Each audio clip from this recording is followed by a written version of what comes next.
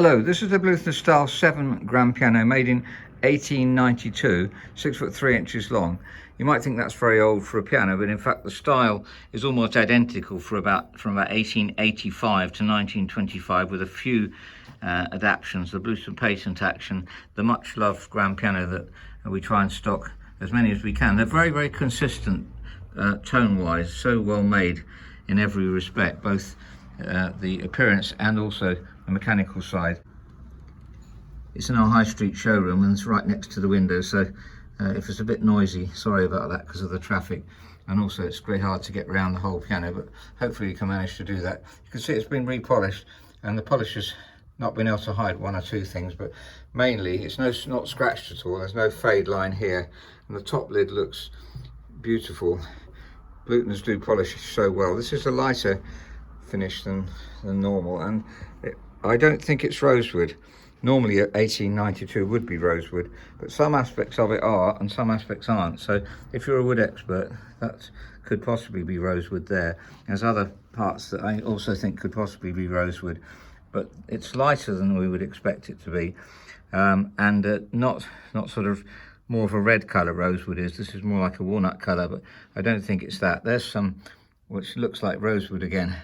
So our polisher and myself were a bit vexed as to what wood this was.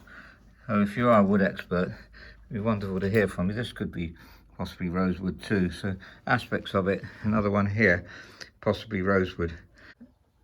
We'll now have a look at the mechanics of the piano. I'll go around the back first though, so you can see that too. It is boxed in by this other fully restored Bechstein. At the back of the piano, it's all pretty immaculate really, and very beautiful, a beautiful veneer, and polish is done extremely well too. It is French polished, I'm pretty certain. Now there's the Bechstein next to it. We can fully restore like this. You'll see that the Blüthner isn't fully restored. Obviously is much less expensive as a result. The full restoration costs a lot of money, and we haven't even cleaned it yet, so it's just as it came in. We'll certainly clean it up a lot and tidy up as much as we possibly can without redoing the piano, just because the piano is sounding and playing extremely well. The tuning pins are tight and so on, so it doesn't really need redoing. I'll have a quick look at the hammers before looking at the worksheet.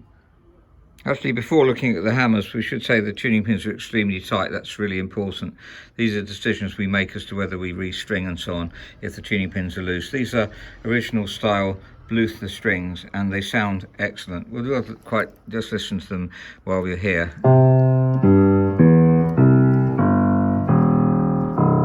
Typically rich Blüthner sounds, very consistent pianos. You can almost rely that they will be good if they've been looked after well.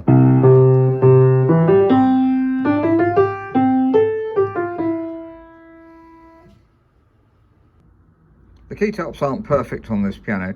Some have been come off and stuck back on again. We can replace all the key tops, which we very often have to do these days, especially if we're exporting, because it's very difficult to export ivories. But you can see whether they've been taken off and stuck back down, and the glue isn't always the same colour underneath. So we try and improve those, or we can replace them. Now the best news is that it's got new hammers, and I think they're Renner hammers.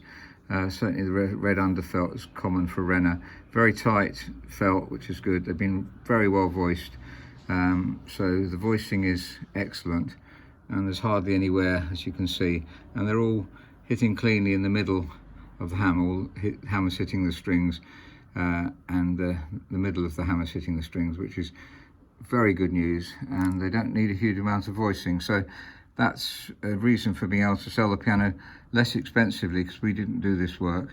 But the piano itself, as I say, we could redo the acoustic side of it. Let's make that perfect. We could do all sorts of things, but the piano is priced according to us making it good as much as we can. We'll look at the worksheet to see what sort of work we're going to do. Here's the worksheet summary of the assessment and the work we're going to do. So there's the details of the piano at the top. My colleague who's good at calligraphy wrote this, not me. My handwriting's got to live up to that. So some things have been done extremely well already. The hammer blower and the key dip is good. Improving the damping we have done. We've lubricated the key bed already and the balance rail, so we've done quite a lot of work. Fine regulation of let-off and springs. So We're obviously trying to refine it as much as we can, and touch weighting is a little bit on the high side, so we'll be bringing that down as well. I'll just compare it with some other pianos so you can get some idea. Blüthner is beautifully mellow sounding piano, and I hope to be able to demonstrate the difference between that and other pianos.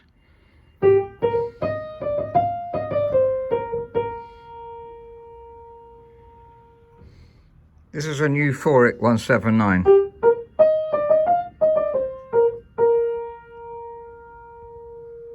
This is a 1982 Yamaha C7, so it's a longer piano, 225 centimeters long.